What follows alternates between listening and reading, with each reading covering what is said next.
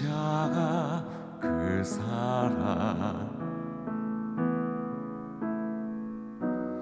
멀리 떠나서 무너진 나의 삶 속에 잊혀진 주 은혜 돌 같은 내 마음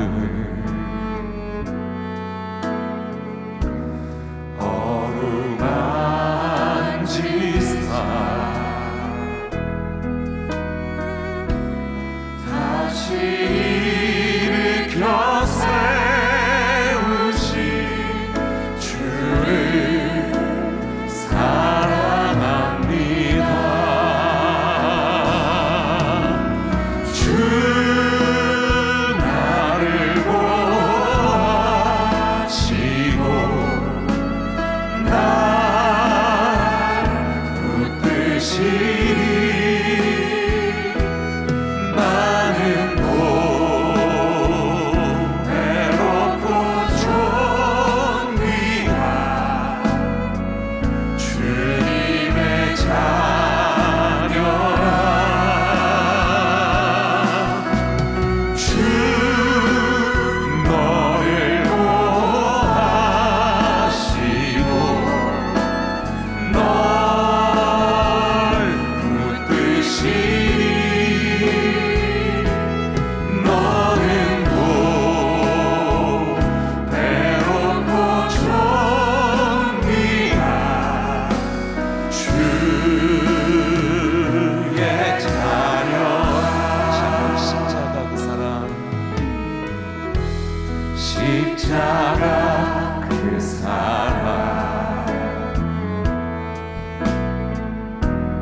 멀리 떠나서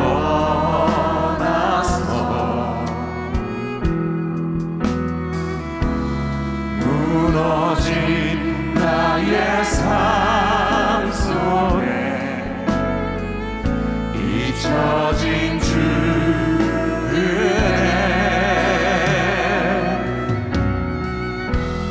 돌 같은 내 마음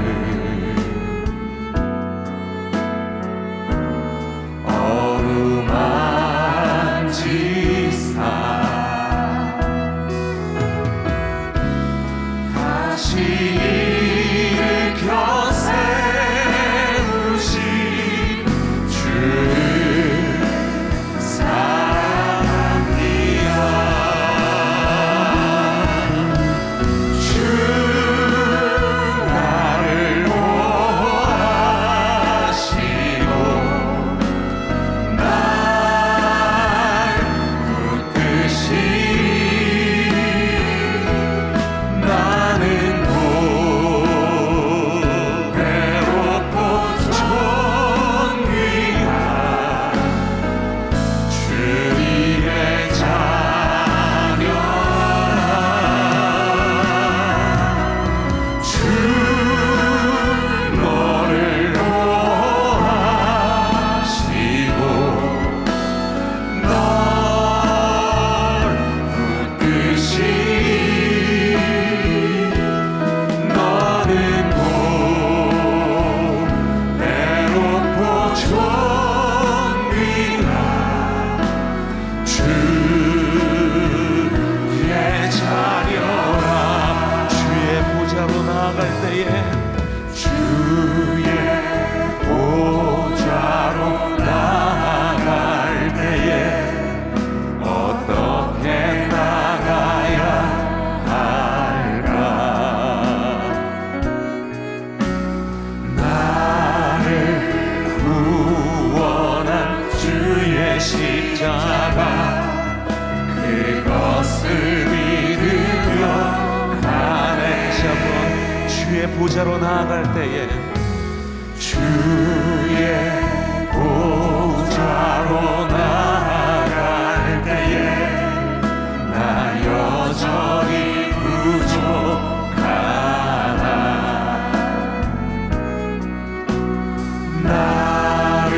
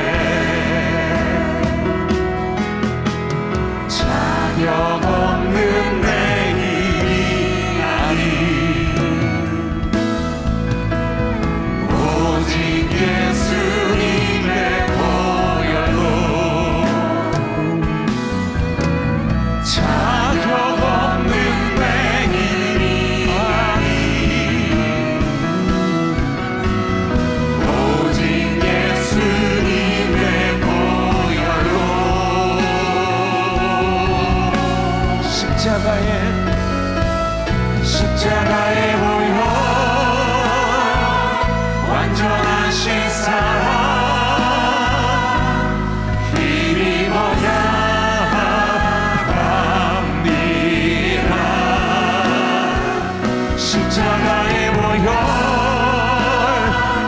완전하신 사랑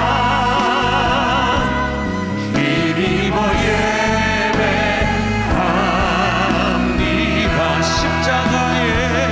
십자가의 보혈 완전하신 사랑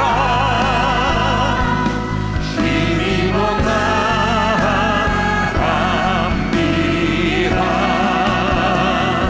십자가의 보혈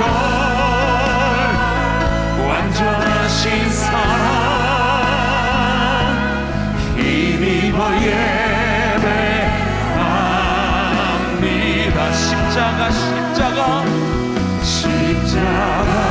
십자가 내가 처음 볼 때에 나의 맘의 큰 고통 사라져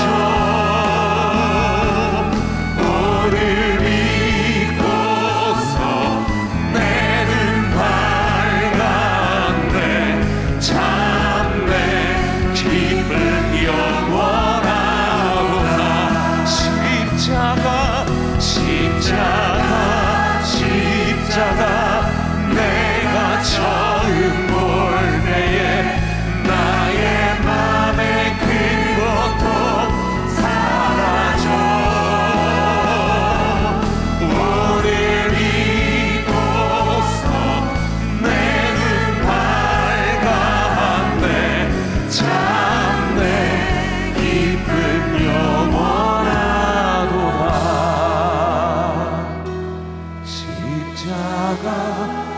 십자가 내가 처음 볼 때에 나의 맘의 큰 고통 사라져 오늘 잊고서 내 눈 밝았네. 참내 기쁜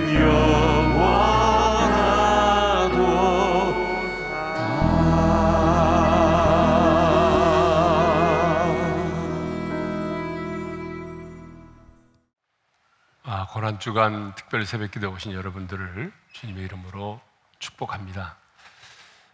여러분 한 분 한 분이 이 아침에 하나님의 기쁨이 된 줄로 믿습니다. 우리 옆 사람과 인사하겠습니다. 당신은 하나님의 기쁨입니다. 네. 마가복음 11장 15절에서 19절의 말씀을 우리 합독을 하도록 하겠습니다. 자, 우리 함께 말씀을 합독을 하겠습니다. 다 같이요. 그들이 예루살렘에 들어가니라 예수께서 성전에 들어가사 성전 안에서 매매하는 자들을 내쫓으시며 돈 바꾸는 자들의 상과 비둘기 파는 자들의 의자를 둘러엎으시며 아무나 물건을 가지고 성전 안으로 지나다님을 허락하지 아니하시고 이에 가르쳐 이르시되 기록된 바 내 집은 만민이 기도하는 집이라 칭함을 받으리라고 하지 아니하였느냐. 너희는 강도의 소굴을 만들었도다 하시매 대제사장들과 서기관들이 듣고 예수를 어떻게 죽일까 하고 꾀하니라. 이는 무리가 다 그의 교훈을 놀랍게 여김으로 그를 두려워하밀러라. 그리고 날이 저물매 그들이 성 밖으로 나가더라. 아멘. 오늘 우리가 읽은 본문은 우리 주님께서 성전을 청결하게 하신, 성전을 깨끗하게 하신 사건입니다. 성경에 보게 되면 우리 예수님은 두 번에 걸쳐서 성전을 청결케 하십니다. 첫 번째는 예수님의 공생의 초기에 6월절에 예루살렘에 입성하신 예수님께서 성전에 들어가서 성전을 청결케 하시는 사건을 행하시죠. 그리고 오늘 본문은 이제 예수님께서 예루살렘에 입성하셔서 십자가에 달려 죽으시기 위하여 예루살렘에 입성하셨을 때에 행하신 두 번째 성전 청결의 사건입니다. 자, 우리 15절의 말씀을 한번 같이 읽겠습니다. 다 같이요. 그들이 예루살렘에 들어가니라 예수께서 성전에 들어가사 성전 안에서 매매하는 자들을 내쫓으시며 돈 바꾸는 자들의 상과 비둘기 파는 자들의 의자를 둘러엎으시며 자, 예수님께서 성전에서 매매하는 자들을 내쫓으시고 돈 바꾸는 자들의 상과 비둘기 파는 자들의 의자를 둘러보셨습니다. 굉장히 주님께서 분노를 표출하셨습니다. 그 인자하신 주님께서 분노를 이렇게 표출하신 거죠. 그러면 이 성전을 청결케 하신 사건은 정확하게 성전 어떤 장소에서 이루어졌을까요? 결론적으로 말씀드리면 성전 안에서라고 되어 있지만 성전 안에서라는 말은 우리와 같은 실내를 말하는 것이 아니고요, 이방인의 뜰을 말합니다. 그러니까 이방인의 뜰에서 성전 청결을 하신 거죠. 자, 여러분, 저 사진을 보게 되면 지금 성전이 나오고 이방인의 뜰이 나옵니다. 성전에는요 4개의 뜰이 있었습니다. 첫 번째 뜰은 제사장의 뜰이라고 해서 성소와 지성소가 있는 뜰입니다. 이것을 제사장의 뜰이라고 말하죠. 다음에는 유대인 남자들의 뜰이 있습니다. 제사장의 뜰보다 한층 아래의 뜰로서 유대인 남자들만 들어갈 수 있는 뜰이에요. 세 번째로는 유대인 여자들만 들어갈 수 있는 뜰이 있습니다. 미문으로 여인들만 출입했던 곳이죠. 마지막 네 번째가 이방인의 뜰인데, 여러분, 저 가장 넓은 곳 있죠? 저 넓은 곳이 바로 이방인의 뜰입니다. 그리고 이렇게 주변에 보게 되면 행각이 있지 않습니까?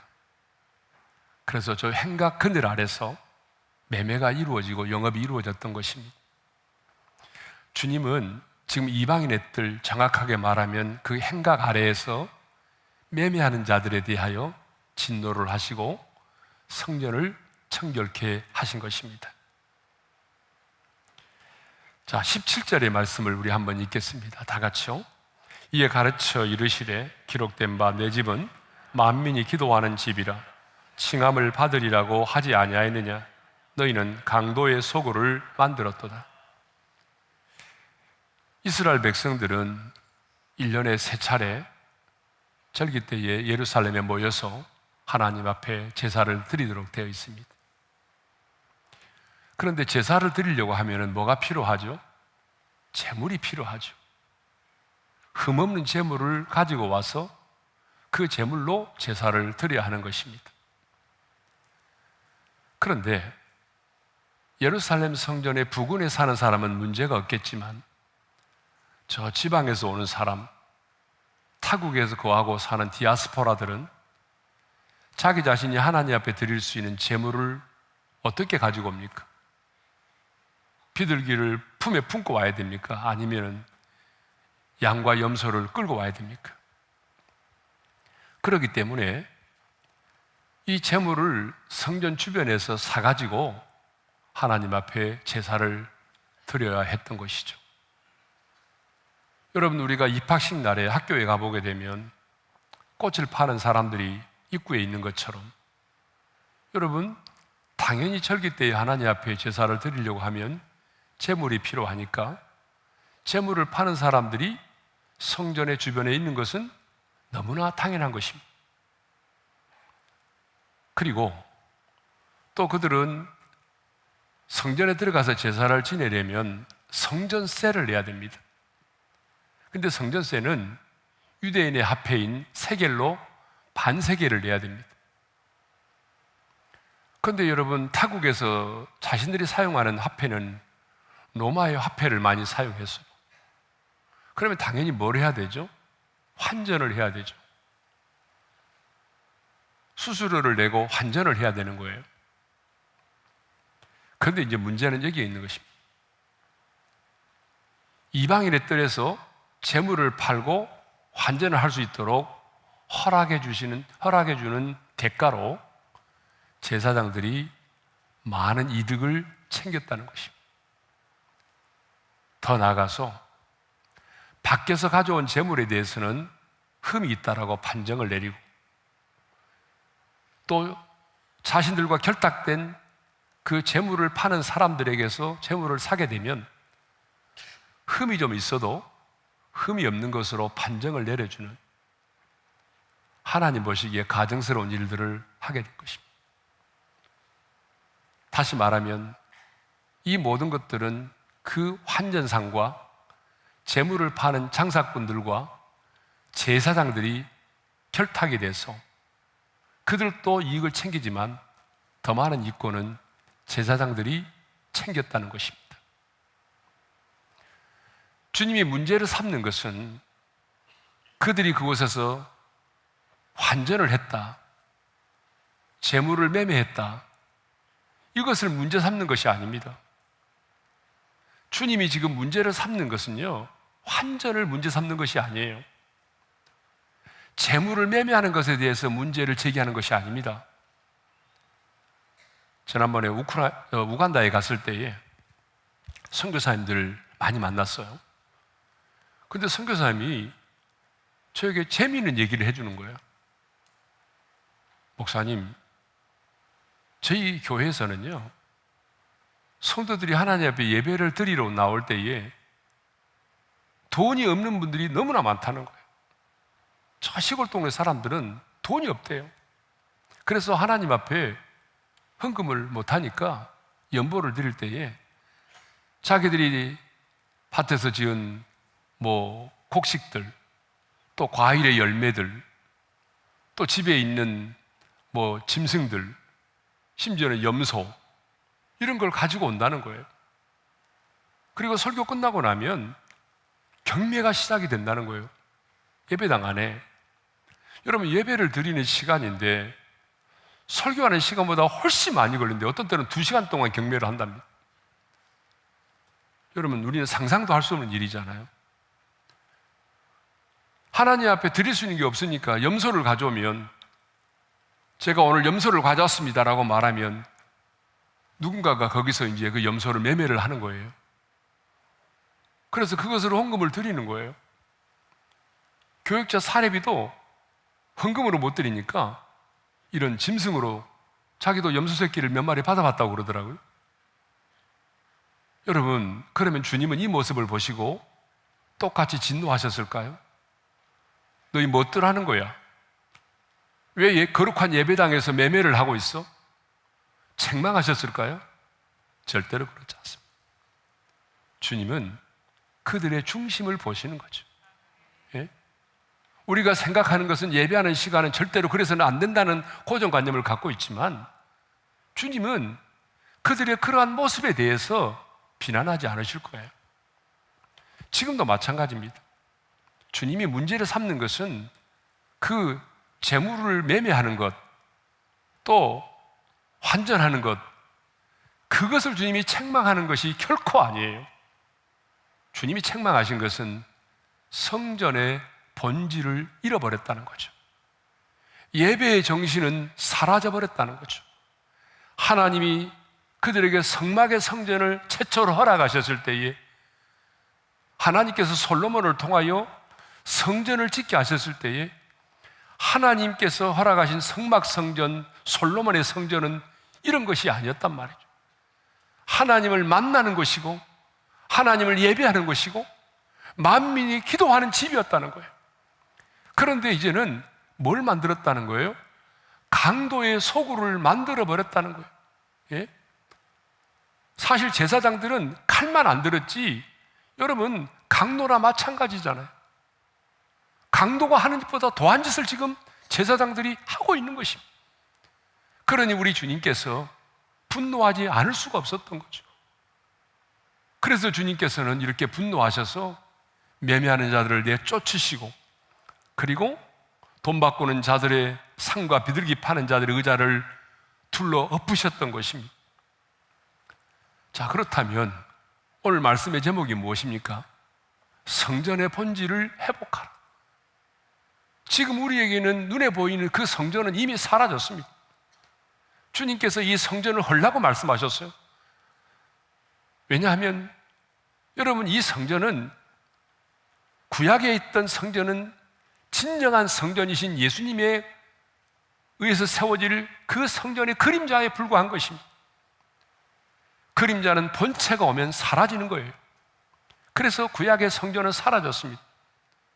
그리고 주님은 이 땅에 주님의 교회를 세우셨습니다.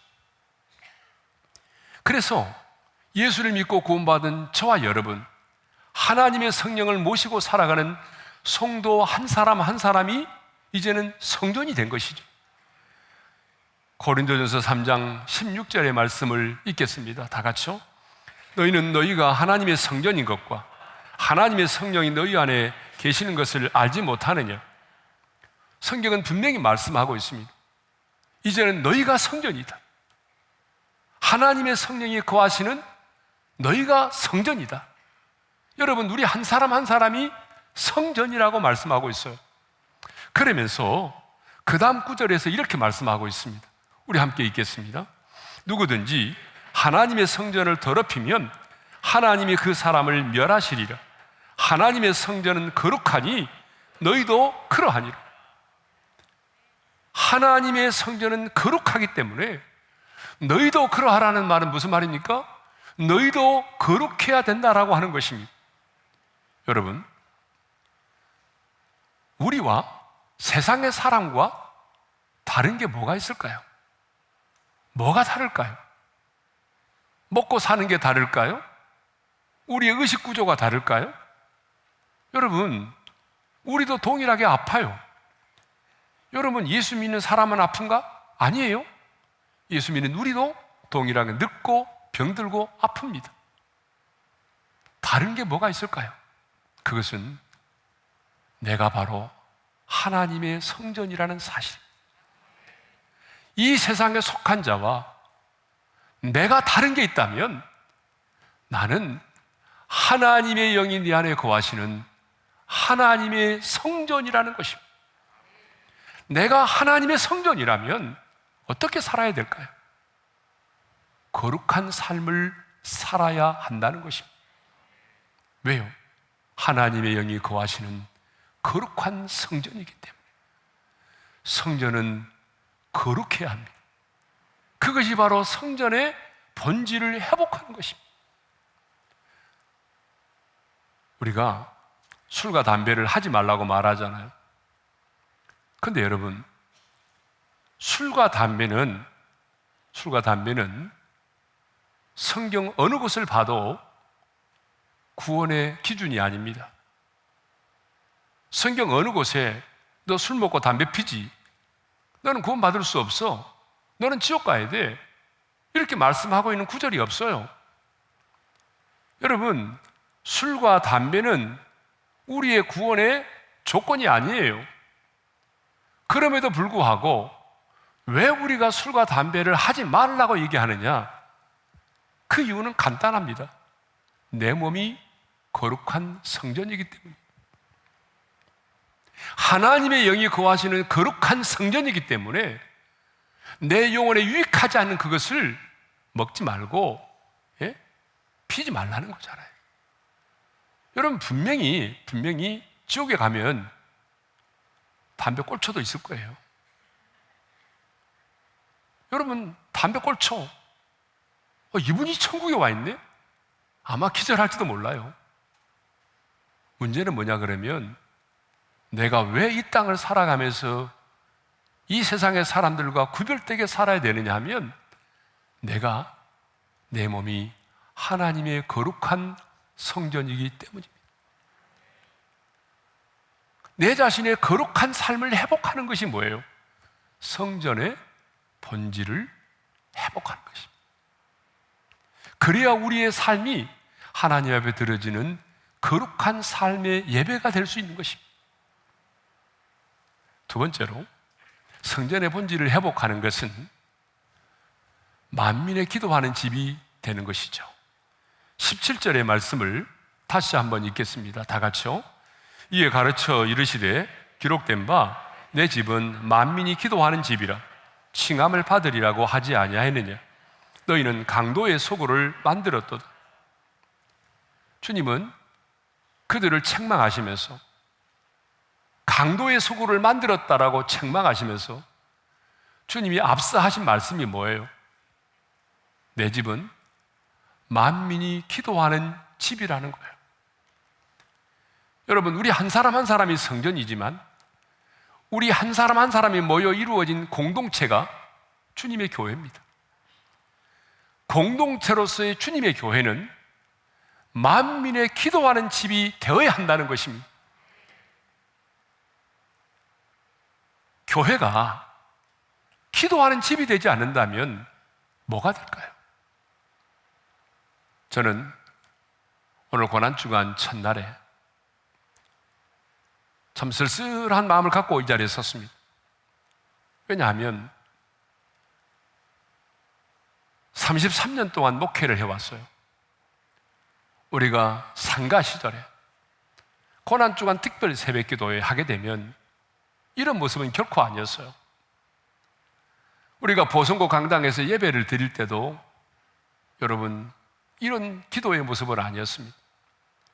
그 좁은 공간이었지만 정말 더 많은 사람들이 정말 간절하게 모여서 기도했어요.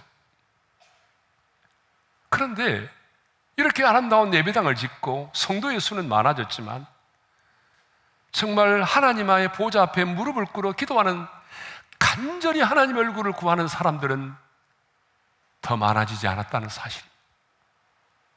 여러분, 이 사실이 저의 마음을 씁쓸하게 만드는 거예요. 이것이 과연 내 목회의 열매인가? 여러분, 우리 교회는 33년의 목회 여정을 돌아보게 되면 힘들고 어려운 일이 있을 때마다 계속되는 릴레이 금식 기도회, 계속되는 금식 기도회, 기도회를 통해서 어려움을 돌파하고 영적 전쟁을 감당해 왔습니다. 그런데 언제부턴가 정말 하나님 앞에 간절히 무릎 꿇어 기도하는 사람들이 적어져 가고 있다는 것입니다. 이것은 우리 교회만의 문제가 아니고 전체의 한국교회 문제이기도 하지만 그렇습니다. 우리 교회 부교육자들이 많지만 함께 동역하는 우리 목사님들도 보게 되면, 제가 신학교 다닐 때 또 초창기 때 보게 되면 정말 신학생들 또 목사님들 산기도 많이 했습니다. 최근에 신학생들 산기도 간다? 별로 들어본 적이 없어요. 산에 가서 나무 뿌리 하나 붙잡고 뽑고 내가 정말 이렇게 하나님 앞에 매달려 간절하게 기도하리라, 성령의 불을 받으리라, 하나님의 영에 사로잡힌 바 되어 내가 목회하리라, 이런 분이 별로 없어요. 이전에 보다 배운 지식은 훨씬 많아졌는데 그렇게 간절하게 주의 얼굴을 구하는 주의 종들이 많지 않다는 것입니다. 그러니까 주님의 마음을 품고 살아가는 사람들이 많지가 않아요. 제가 어릴 때 제 내릿속에 인식되어 있는 권사님의 모습은 기도하는 권사님들이었어요. 그래서 가끔 교회, 밤늦게 교회 문을 열고 들어가 보게 되면, 저는 뭐 사택이 교회고 제 집이 교회고 그러다 보니까 수시로 교회를 열어보게 되는데, 밤에 가보게 되면 꼭 밤을 새워 기도하는 권사님들이 계셨어요. 방석을 놓고, 그리고 새벽기도 불 켜면 그때 누워 계시다가 일어나시는 권사님들의 모습을 항상 볼 수가 있었어요. 그런데 여러분, 우리 교회 권사님이 수천 명이 넘는지 모르겠어요. 권사의 직분이 중요한 게 아닙니다, 여러분. 얼마나 내가 무릎을 꿇어 기도하느냐가 중요합니다. 우리 교회 장로님들도 마찬가지. 100명이 넘는 아마 장로님이 계신지 모르겠습니다. 기도하는 장로님이 필요해요. 여러분, 똑똑한 장로 필요하지 않습니다. 교회는 기도하는 공동체가 돼야 돼요. 하나님 앞에 얼마나 간절하게 무릎을 꿇고 주님의 얼굴을 간절히 구하고 하나님의 영에 사로잡힌 바 되어서 내가 살아가느냐. 여러분, 이것이 중요한 것입니다. 저는 이 고난주간 특별 새벽기도에 하나님께서 저에게 주시는 말씀이 뭐냐면, 다시 우리 오른 교회가 기도하는 공동체가 되어야 된다고 하는 사실입니다. 만민의 기도하는 집이 되어야 한다는 것입니다. 기도의 영성을 회복해야 됩니다. 여러분, 기도의 영성을 회복하지 않으면 이 마지막 때에 우리는 땅에 속한 자로 살아가는 것입니다. 내가 하늘에 속한 자로 살아가려면 하나님의 음성을 들어야 되고, 하나님의 영에 사로잡힌 바 되어야 됩니다. 우리가 그렇지 않으면 우리는 하늘에 속한 자가 아닌 땅에 속한 자로 살아가는 것입니다. 하나님께서 우리 교회를 통해서 이루시고자 하는 이 시대의 비전, 이 비전을 우리가 끝까지 이루려면 여러분, 지금의 이 모습 이대로는 안 됩니다. 우리 교육자들도 다시 한번 기도의 무릎을 꿇고, 우리 권사님들도 기도의 자리로 더 나아가시고, 우리 장로님, 우리 권사 안수 집사님들도 이전보다 더 많은 시간 하나님의 보좌 앞에 머물러 있어서 우리 교회가 이번 고난주의를 통해서 기도의 영성이 회복되기를 바랍니다. 우리 교회가 만민의 기도하는 집으로 다시 세워지기를 간절히 소망합니다. 기도하지 않고는 이런 유가 나갈 수 없습니다. 기도하지 않고는 하나님의 위대한 역사를 이 마지막 때에 감당할 수가 없는 것입니다. 여러분, 하나님의 일은 머리로 하는 것이 아닙니다. 돈으로 하는 것이 아닙니다. 지식으로 하는 것이 아닙니다. 무릎으로 하는 것입니다. 저는 초대교회 성도들이 모이면 기도했잖아요. 초대교회 성도들은 모이면 기도했어요. 120명의 성도들이 마가의 다락방에 모여서 마음을 같이하여 전심으로 기도할 때에 성령의 불이 임했던 것처럼, 여러분, 다시 한번 사도행전적인 교회가 되려면 우리의 교회도 여러분 마음을 같이하여 모일 때마다 기도를 해요. 기도할 때에 성령의 불이 임하고, 기도할 때에 하나님의 일하심을 볼 수 있고, 기도할 때에 하나님의 위대한 역사를 우리가 경험하게 되는 것입니다.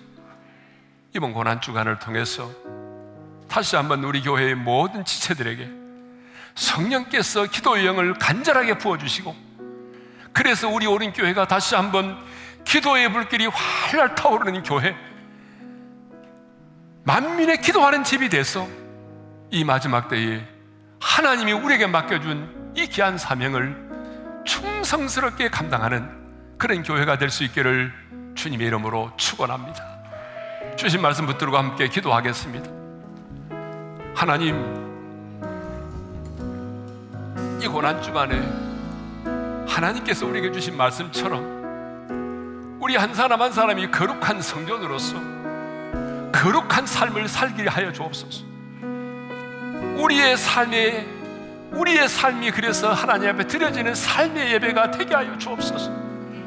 두 번째 기도의 제목은 주님이 세우신 우리의 공동체가 기도의 공동체가 되게 하여 주옵소서.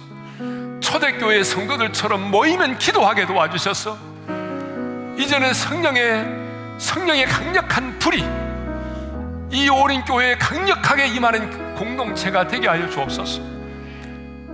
우리 주여 한번 부르고 여러분 자유롭게 합심으로 부르짖어 기도하다가 돌아갈 수 있기를 바랍니다. 주여 한번 부르고 기도하십시다. 주여! 할렐루야. 우리 아버지 하나님 감사합니다. 거룩하신 아버지 하나님, 고난주간에 우리에게 주신 이 말씀을 다시 한번 마음에 새깁니다. 하나님, 우리 한 사람 한 사람이 하나님의 영을 모시고 살아가는 거룩한 성전일진데 이제 거룩한 성전으로서 거룩한 삶을 살아가기를 원합니다. 아버지 하나님, 우리 오륜의 공동체가 만민의 기도하는 집이 되기를 원합니다. 기도의 불길이 활활 타오르는 기도의 공동체가 되게 하여 주옵소서. 하나님, 안주하지 않도록 도와주시고 기도의 무릎을 꿇어서 하나님의 음성을 듣게 도와주시고 하나님의 영에 사로잡힌 바 되어 살아갈 수 있도록 은총을 베풀어 주시기를 원합니다. 땅에 속한 자가 아니라 하늘에 속한 자로서의 삶을 살아갈 수 있도록 우리 하나님은 은총을 베풀어 주시옵시고 이 아침에 간구함에 부르짖는 우리의 간구와 기도를 들으시고 응답하셔서 우리가 하나님께로 더 가까이 나아갈 수 있도록 역사하여 주시옵소서.